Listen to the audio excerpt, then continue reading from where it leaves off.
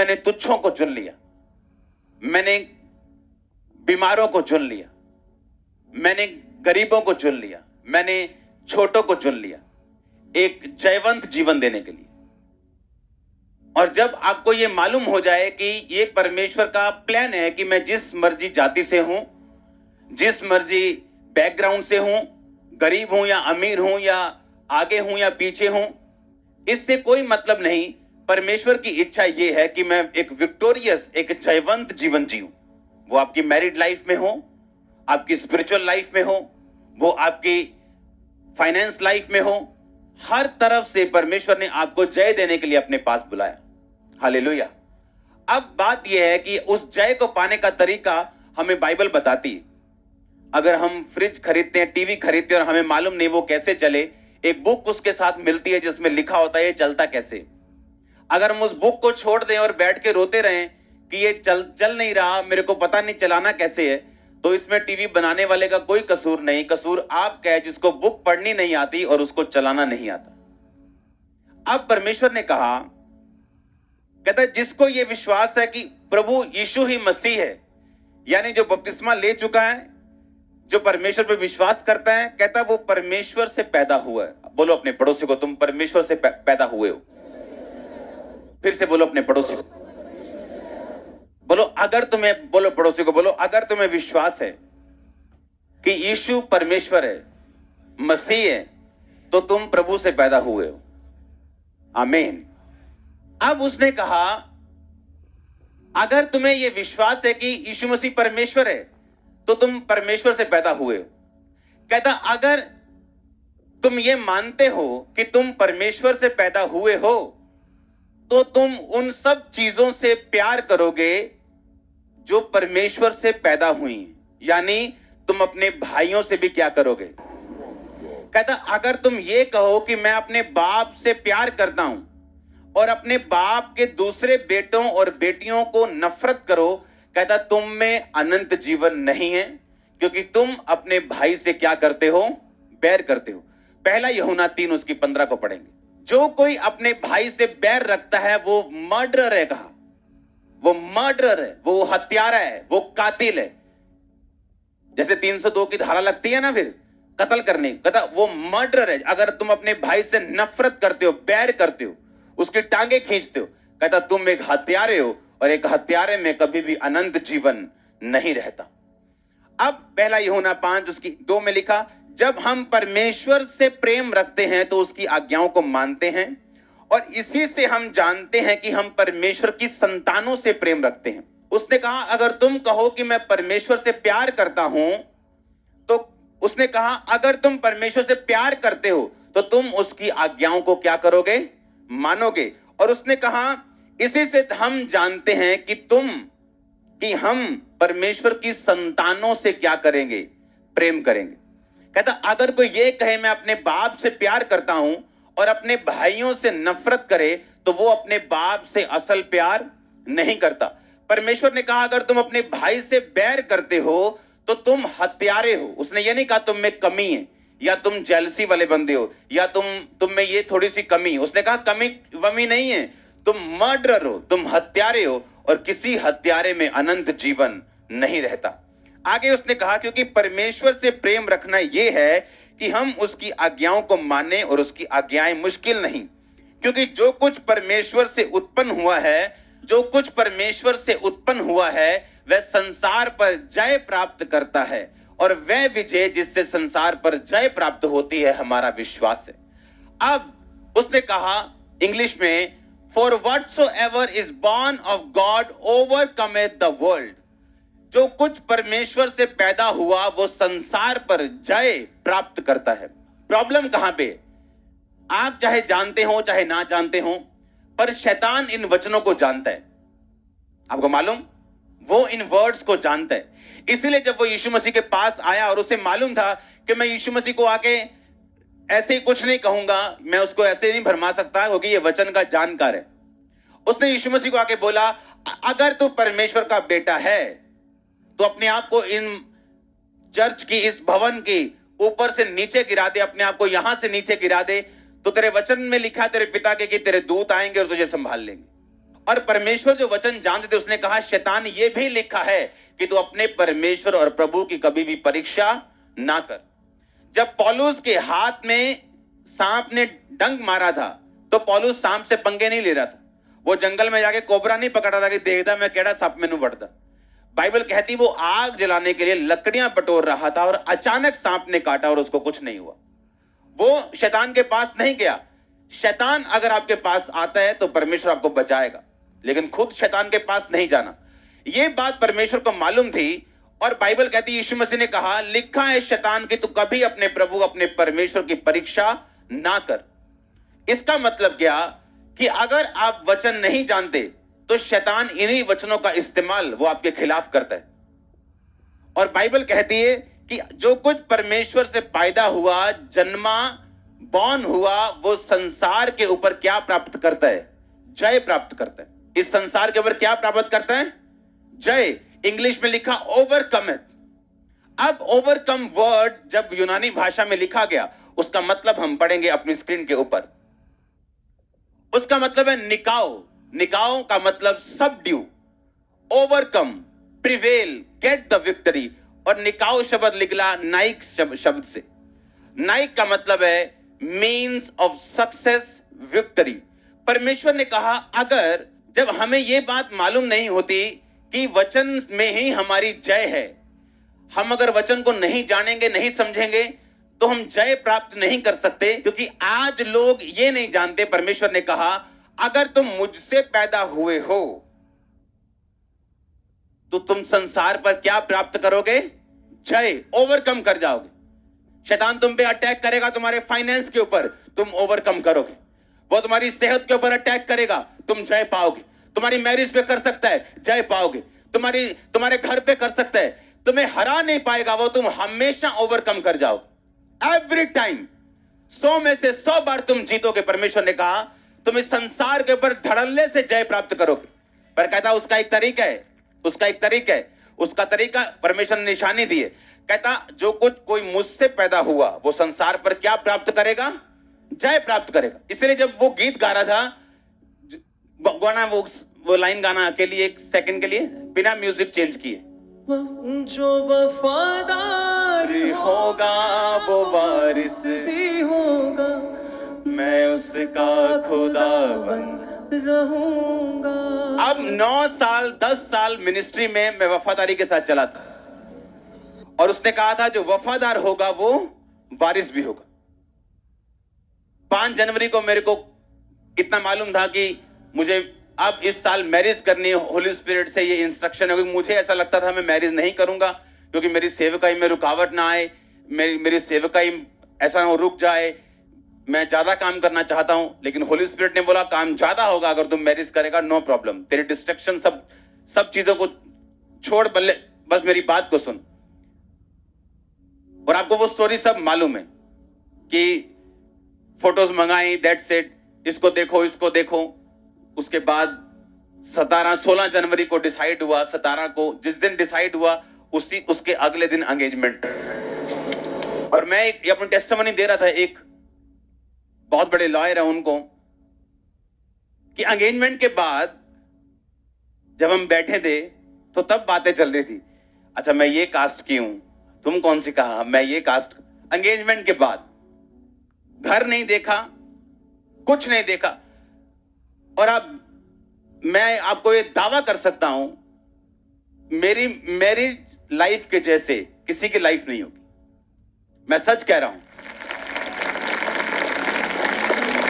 जब परमेश्वर आपको आत्मा में चलाता है आपको जात मिलाने की जरूरत नहीं पड़ती। फिर वो बता रही थी अच्छा मैं कहां से हूं, मैं ये एक अरोड़ा खत्री होते हैं उनसे, अच्छा तुम, मैं रविदास से बिरादरी से हूं, अच्छा मेरा घर इस गांव में, अच्छा मेरा यहां। एंगेजमेंट के बाद की बात कर रहा हूं, पहले की नहीं। जब हम शरीर से चलते हैं, अच्छा जात मिलनी, अच्छा पैसा मिलना चाहिए, अच्छा सब कुछ मिलना चाहिए। बाद में चाहे छितर पनीर की रोटी भी घर रोज पके। क्यों? अगर हम स्पिरिट में चलेंगे। उसने कहा कि देखो मुझसे पैदा होगा तू हर चीज पे ओवरकम कर जाएगा। तेरी लाइफ का हर स्ट्रगल विक्ट्री में बदलेगा, जीत में बदल जाएगा।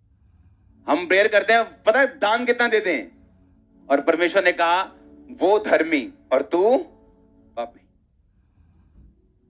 हम जितना मर्जी अच्छा काम कर लें, जब तक हमारा टीचर हमारी कॉपी चेक करके उस पर गुड नहीं लिख देगा, तब तक वो सस्पेंस बना रहता है। हाँ या ना? हम जितना मर्जी अच्छा कर लें, जब तक हमारा टीचर उस पर वेरी गुड नहीं लिखता, उसे पास नहीं करता, तब तक वो पास नहीं।